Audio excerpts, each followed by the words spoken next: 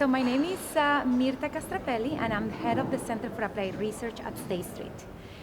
We are an independent think tank that sits at the top of the house of the bank, and our research is designed to provide insights into the future of our industry. And we strongly believe at CAR that the future of the investment management industry lies on sustainable and responsible investing. And in terms of the sorts of things that you're investing in, what are some of the things that you look for in terms of environmental, social, governance? What are some of the areas that you look towards? So the areas that we look at, that investors should be focusing on is not only on these short-term financial returns, but also looking at ESG factors that not only can improve risk-adjusted returns or help with a more holistic way to analyze risk, but focusing on issues that matter to our clients and to our stakeholders. For example, gender equality, economic disparities, and climate change. And why do these issues matter?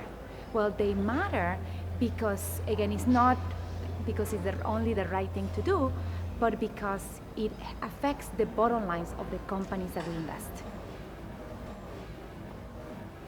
One thing we're seeing a lot is when it comes to the board, the board seems to have more of the decision-making power than individual management.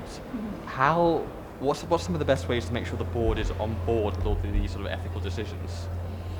That's a very important part. So we absolutely need support from the board and the C-suite and senior leaderships to make ESG a more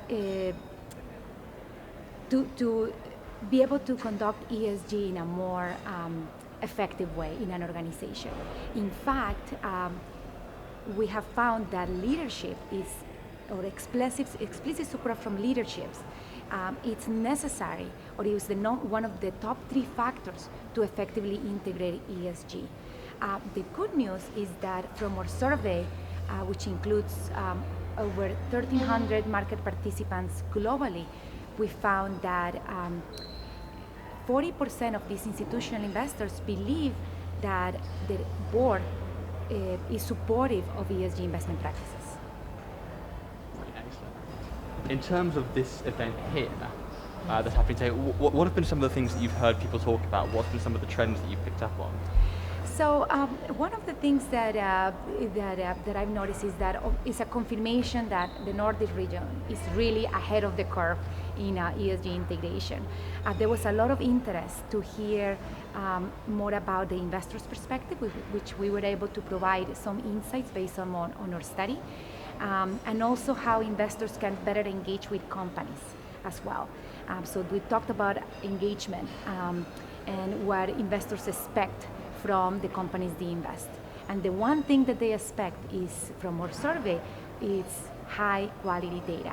92% of institutional investors said that they want companies to explicitly identify and communicate what they regard as material information in order for them to incorporate that in their investment process.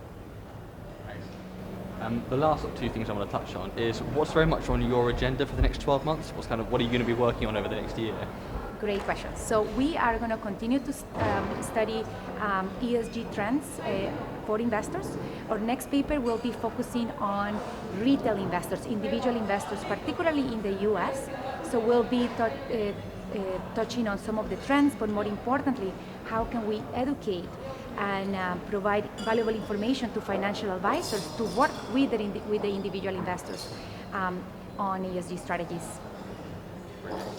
And last question is, how have you found the event so far, and why are events like this important? Well, the event has been great. I look forward to continue to listen to the presentations as the day go along. And it is important because it is an important topic. It's a topic that, like I said, it is the future of our industry, and excited to be here to share the findings of our study and to hear what everybody else is doing on the topic.